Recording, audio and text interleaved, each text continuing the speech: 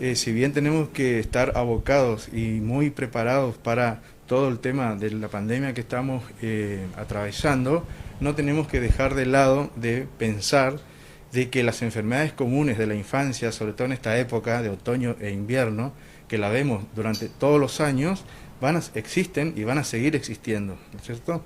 Entonces de ahí que el cuidado que tenemos que tener, por un lado los médicos que atendemos y por otro lado los papás también que tienen sus niñitos con problemas respiratorios o algún problema que suele ocurrir todos los años, es bueno recalcar, digamos, los ítems que hay que tener en cuenta para realizar la consulta, ¿sí?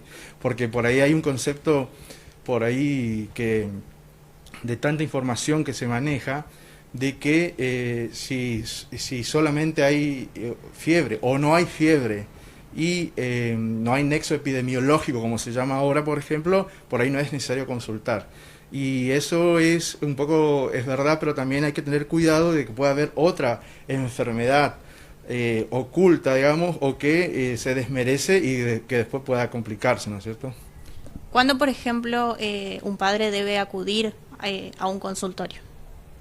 Eh, sí, hablando de los niños, de los niñitos, y hay determinados síntomas que ameritan una consulta médica. Si bien, ¿no es cierto?, por la pandemia se preconiza el famoso quédate en casa, que es clave, eso es así, debemos tener ciertos recaudos con determinados síntomas o signos que pueden ocurrir en los niños. La fiebre es un motivo de la fiebre asociada a otros síntomas como decaimiento, dificultad para respirar, rechazo del alimento en los niños más chiquititos o dificultad para respirar, como te dije, asociado a vómitos, ¿bien? O bien el vómito asociado a otros síntomas, rechazo del alimento, diarrea, deshidratación, son síntomas que ameritan una consulta médica, sea por la guardia o sea en el consultorio privado, o la relación vía ahora tecnológica, ahora que está todo, estamos conectados, digamos, la consulta a su pediatra de cabecera. Pero siempre que ocurra un síntoma dentro de esto que lo he nombrado, básicamente los tres, que son fiebre, vómitos y dificultad respiratoria, son los tres como los más grandes síntomas, asociado a otros síntomas que pueda observarse en el niño, como te repito, decaimiento, falta de sueño, irritabilidad, amerita una consulta, ¿sí? Sí. Aquellos niños, por ejemplo, que presentan dificultades respiratorias, tienen que extremar cuidados. Siempre hay que extremar los cuidados, ¿no es cierto?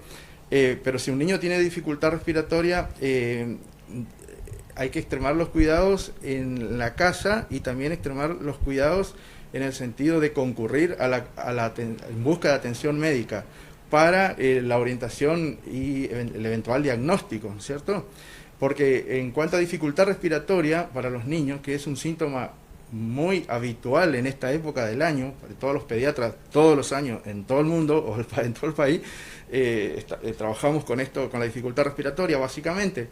Entonces, la dificultad respiratoria es frecuente en esta época por los virus estacionales que ocurren, como decía recién, todo el año. Entonces, dificultad respiratoria más fiebre aún requiere también la consulta. Y el médico que trata al niño extremará las medidas y los recaudos para la atención de ese niño. Primero, cuidándose al niño y a su entorno familiar con las medidas que recomendará el médico, y también el cuidado del médico en la atención de ese niño, hablando específicamente ahora del tema del coronavirus.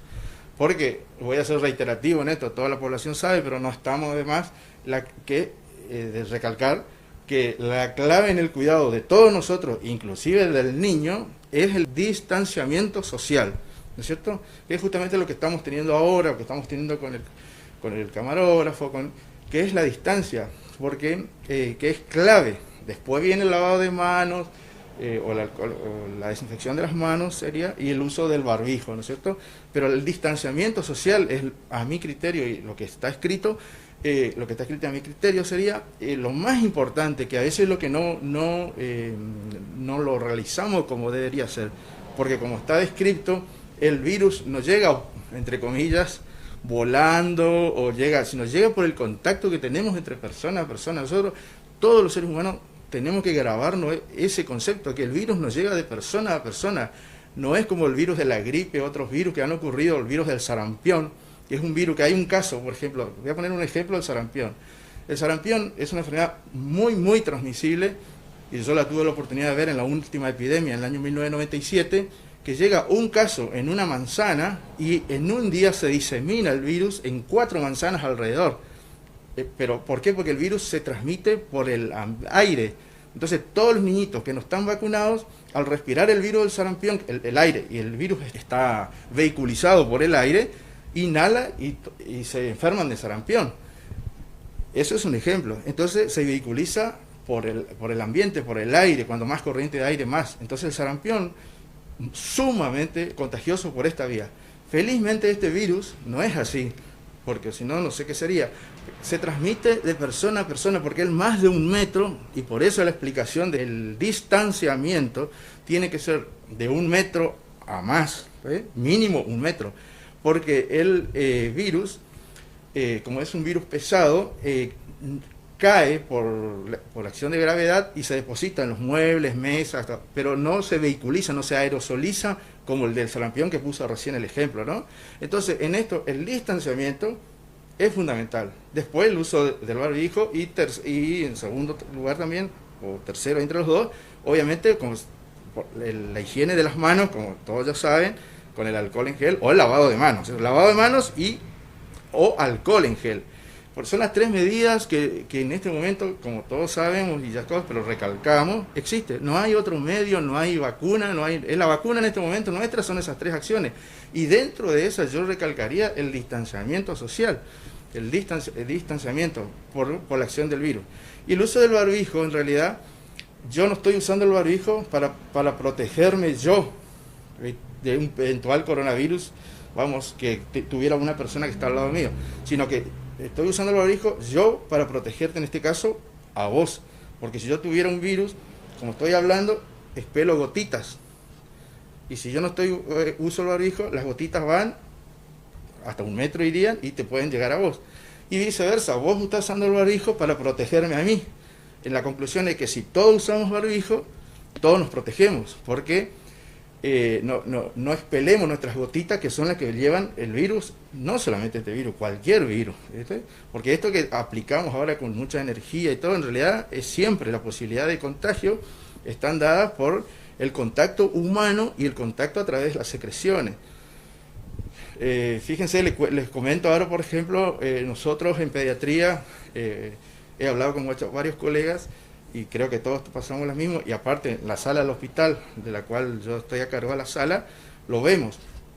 El aislamiento ahora social en este caso, que ha hecho, por ejemplo, que los niñitos no van a la escuela, no hay jardines maternales funcionando, edad preescolar, jardines de edad preescolar, la escuela primaria, no hay contacto humano entre los niñitos, y lo vemos porque en los consultorios no están abarrotados, gracias a Dios, de niños enfermos con problemas respiratorios. Son, digamos,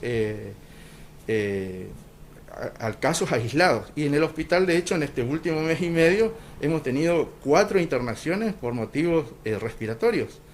Y cuando todos los años es justamente en esta época estamos que no tenemos cama. O tenemos, sí, pero te quiero decir que tenemos que buscar opciones, agregar camas a veces, porque está saturado de cuadros respiratorios. Y en este momento, yo creo, y lo dice en la bibliografía en realidad, gracias al aislamiento y el distanciamiento social, no hay tanto contacto viral de virus que circulan todos los años, ¿no es cierto? O sea que de ahí un dato, les cuento esto para que la población sepa qué importante que es el distanciamiento social, ¿viste? Sobre todo la distancia, porque nos contagiamos por estar en contacto íntimo, ¿viste? Y eso en los niños es lo que tenemos que cuidar. En las casas, ahora que está permitido salir con los niños, pero cuidando el distanciamiento y no la aglomeración de niños.